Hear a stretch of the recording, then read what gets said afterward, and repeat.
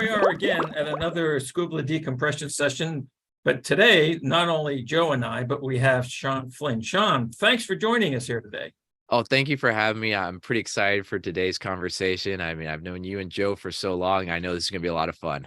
Exactly. And as we had told the people in the information that went out, one of the things that's happening, inflation's still pretty rampant. There's all this talk about recession. I've been reading that banks are getting a little bit more stringent regarding their lending practices. Just saw a Supreme Court ruling that the whole thing about what is considered overtime or not and how that might impact the financial situation of businesses.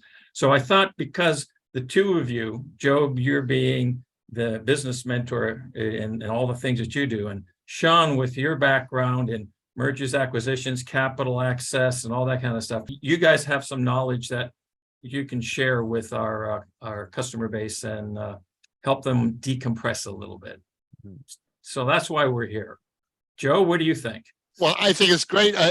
Shawn, it's always an honor and privilege to see you and to have some great conversations with you. We've in the past, we've had some awesome conversations and actually a lot of value to our clients. So I want to thank you. Shawn, why don't you just tell us a little bit about yourself? Yeah, so for the audience there, I'm an investment banker, focused mergers, acquisition, growth capital. But what is that? The simplest way to look at it is you go through life, you meet that special someone, you get married. Well, that's a merger. Two equal parties come together. It's bigger than the sum of either one. Now the merger happens. And then maybe you go, okay, let's add to this family. And you see a puppy on the side of the street and you go, oh my gosh, I want to take that puppy into the house. I want to acquire that puppy through an acquisition. So now you have this merger, you have this acquisition, you have this much bigger family. The sum of, individual parts combined one, it's huge. There's so much more love. Everything is happening there. And then maybe that puppy, it needs food. It needs to go to the vet. It needs all these things to go from a puppy to this big dog. Well, it needs money to do that. It needs growth capital. And then that puppy with that growth capital becomes this big dog and has puppies of its own. And then maybe one day the neighbor goes, oh my gosh, I want one of those puppies in my house. You take one of the puppies, you sell one off, a divestiture, you sell off a division, and there's another transaction. So all these transactions that happen in life, I do that with people's businesses. So that merger, that acquisition, that help and raise growth capital, the selling off, that's what I do from morning till night. And then also on the side, I have a great podcast, which Joe's been a guest on. Check out his episode. You're going to learn a ton. And then I'm currently the president of the second oldest angel group in Silicon Valley. So that's everything I do while I'm awake. Cool. So let's talk about how that information, that content, that type of capability ties into what the current circumstances are for businesses who are looking to grow and know that they need capital in order to do it. What are some of the things that are really hitting hard on businesses, and what can they do about it? Ooh, that's a good question. I mean, right now with businesses, interest rates are a hot topic. I mean, why are interest rates a hot topic? Well, think about, an SBA loan where you have this debt to coverage ratio. Maybe it's 1.5, this much money has to come in to service this much debt. Mm-hmm. Well, maybe, interest rates goes up, those payments increase, and now that ratio changes. Mm-hmm. Maybe now you have to decide, do I pay taxes this quarter or do I pay the interest on this? Where do I stand? Hey, how valuable is this business if I were to go out and sell it? Because whoever is going to acquire it will need a loan, and that higher interest rate, how much could they borrow? How much money's coming in to service that debt, that principal, that interest? So that's a huge conversation topic right there, how interest rates affect the valuation of businesses, affect how you run a business. Because if you think about it, maybe the customer is going, oh, it's everything costs a little bit more. I won't buy as much. Maybe that revenue goes down a little bit. Mm-hmm. Well, that revenue, maybe it goes down 10%, but how much does that actually affect the bottom line? Maybe it affects 50%. Right. Maybe that 10% drop and an increase in your payments actually means the business now has to shut down. because there Right. wasn't that margin Or your before. increase in cost of goods sold. And because that hits your gross That margin and also your net affects. margin, you've got to put all these things into the calculation. I mean, how much buffer was there in the business a year ago to play around with it today? And then how much is still in it to play around with it a year from now? Because a year Right. from now, are we in a better situation? Are we in a worse situation? We What don't know. situation are we in? Right. And since you can't predict the future, you need to take action based on uncertainty. However, there are certain probabilities, certain things that we know are going to happen or are likely. We know that economic scenarios are cyclical. You know, there's a recession, then there's growth, and that sort of thing. We know that the Federal Reserve does its thing periodically, and interest rates are going to go up and interest rates are going to go down. We don't know when or how long. But in the current situation, what does a business, Joe, I'm going to direct this question to you. What does the business need to look at or do in order to have a better chance of surviving over the next 6, 9, 12 months? Well, first of all, like Shawn was saying, you've got to look at your financials and redo your budget, redo your projections. Because if revenue is going to be affected and cost of goods sold is going to be affected, you're going to get double squeezed, and that affects all of your financials moving forward. And so, and then you have to adjust for that. You know, do you raise prices? What do you do? What's your contingency plans? What's your constraints in the business to achieve your goals? So that all has to be taken into account. And right now, with the interest rates going up the way that they have, you must, and with inflation going the way it has, you must redo your financials as soon as possible, if not immediately, because that is how you run the business. It's the windshield for your car. I mean, you know, do you need to step on the gas, step on the brake? What do you need to do?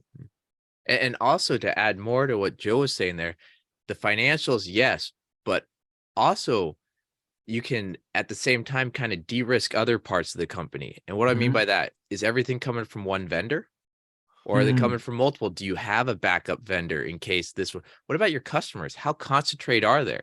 If one customer has 15, 20% of all your sales, if you were to lose that customer because they're facing tough times, because they didn't look at their financials, they didn't plan for the future, how's that going to impact your business? So maybe it's time to really analyze every part of the business and plan, okay, best case scenario, most likely, worst case, and create those models. And these models don't need to be that complex. People get scared when they hear pro forma and these models. I mean, the investment banking models, you're talking maybe thousands, rows and this and that. And there's people spending days, weeks, whatever, going through it. But it doesn't need to be that complicated. It can really be this simple, okay, money in, cost of goods, my overhead costs. What are my fixed costs? What do I even know when there's a bump up in what I pay every month? Do I even know that? Have I calculated that in? Hey, my employees are going to start asking for money. Have I calculated that in? Have I talked to my, the HR or whoever is outsourcing have I had these conversations now for next quarter and for the quarter after and start planning? And it doesn't need to be as complex as people think. And sometimes that scares them to take any type of actions. I think Joe. that's probably a key thing, is that people they're afraid of the numbers because they don't necessarily understand what those numbers reflect, what they mean, and that you have some control over them. And so if they don't think they have control over them and they don't understand what they mean, it's like, ah. Well, and Shawn, I'm seeing a lot of my clients right now going, oh, everybody's asking for a raise because inflation has gone up, and so all of these have a cascading effect. So, now I got to pay my employees more. Guess what? Not only does my payroll go up, but all my benefits and everything else starts rolling up, all my taxes, everything else. And those have got to be incorporated in before you get, hit by that train. And then Joe, on that one, so you got the worst case scenario, all your employees need more money. Yep. Okay, great. Now you have that worst case scenario. One of your top clients no longer can pay. All right. Now you have another worst case scenario. Your vendor that you've been working with for years, suddenly the supply chain can't Supply chain issues. Yep. And Now what you are your have contingency plans for all that? Oh, it doesn't, you've got what's so funny is my clients have our clients have the answers in their brain. It Mhm. just has to be broken down into, okay, if this happens, what do we do? If this happens, what do we do? It's not brain surgery, but it does take some brain share. Mhm. Mhm. good So plug That- there. Yeah, you like that that was one. good. How does that reflect back to access to capital then? I mean, we've made some adjustments in the business. We know this thing is, the prices are going up. We maybe diversify our suppliers. We look at our customer base and make some shifts, et cetera, et cetera. You still have the possibility that as a business, you may need to have access to a little bit additional capital for one reason or another. Maybe you got to push marketing more. Maybe you got to do this or do that. Maybe you have a situation where you've had some equipment failure and you need to replace that or repair that equipment. It's going to cost you $5,000. What do you do now to think about and prepare for and look for places to access more capital when you need it? Joe, can I take this? Yeah, I was going to say, because banks are tightening up. VC, everybody seems to be tightening up. What are you seeing, Shawn? Well, okay, so in the market, yes, everyone's tightening up. VCs are holding on their money. Hopefully Q3, Q4 they start deploying it. Private equity, same way. And a lot of people are sitting on a ton of cash that either one in a year or so they're going to have to start deploying, or they're going to have to start giving it back to their investors. And we know they don't want that to happen. There's a ton of money overseas as well that looks like it's sitting on the sideline waiting to grab up everything, and family offices as well. So there's a lot of dry powder out there. But let's just go back to kind of what you can do today to kind of get access in case there's problems later. Going back to what Joe and I were saying about planning things out. If you have that wiggle room, you have those margins, you're able to use that and go, listen, I'd like to borrow this money. This is how I'm going to service the debt. This is the collateral I'm going to use on that loan. This is the business plan to make sure there's growth to pay back, versus the, hey, I need to borrow money and whatever you give me, I don't have the funds to pay off any of it. And we're actually on the brink of closing. And if you don't give me that money today, we're going to close down in the next 3 months. But you probably don't want to give me that money because we're going to close down in 3 months. But I need that money anyway. Or, the collateral that we were using before, actually, I never owned that. I fake documents in hand. Who knows? Who knows? Right.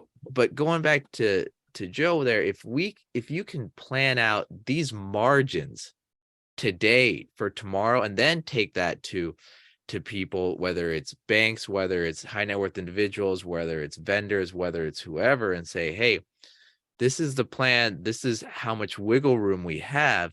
Maybe this group of lenders say no, but there's alternatives that will say yes first. If you wait till it gets so bad, everyone says no. Right. That's very good counsel. It's like, don't wait until, the well is dry. Look at your situation and prepare the opportunity to have the conversation. And you want to do that in advance of needing it. You don't have, if you get approval, for instance, to take on a line of credit, you don't have to activate it, right? Well, that's the key right there, Dave.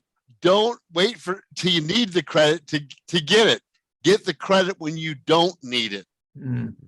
Yeah. And to me, most people, things are going well, I don't need any credit. Well, that's when you need to get your credit established and get that the LLC, the structure set up, because every business has peaks and valleys. Right. So plan for the worst while you're at your best, and if you're not at your best, plan as soon as you possibly can. Cool. And if you're planning for the worst, what are you really doing? You're making a more efficient business. Yep. Your numbers are better. Your processes are laid out. You're tracking the right metrics. So say worst case doesn't happen. Well, you got a stronger business. Now say good case happens. Well, now you're off the charts with how your business is going. So if you're modeling everything for these potential scenarios and still being able to weather that storm, if that storm doesn't happen, you got the house on top of the hill looking at the green valley in a really good position. Great. Well, guys, this has been a great conversation. I think I've we're got about time. one more You got comment. one more thing to add? Okay, I'll let you add one more, Joe. Yeah. Well, as Shawn was saying, these modeling don't have to be that complex, and they don't have to be remember, they're just numbers. If you've got a calculator, it's not hard to actually start putting them together. You've got lots of resources out there. Shawn, Joe, get somebody to come in and help put that together. Because everybody, it's not that hard once you've done it. It's just like driving a car. When you don't know how to drive a car, it's really hard. Once you know how to drive a car, you don't even think about it anymore. It doesn't have, like you said, Joe, it doesn't have to be complicated, but you look to rely on someone who can show you the fundamentals. If you get the fundamentals down, that's puts you in stability. Then when you need a little bit more, then you come to, back to the experts, and you can go up to that next level and that next level. Guys, we really have to close this down today. I apologize that we have to end this, but thank you so much. I really appreciate your being here. And folks, come back next time to our scuba decompression sessions, and we will have another awesome time. Thank you very much, guys. I'll see you later.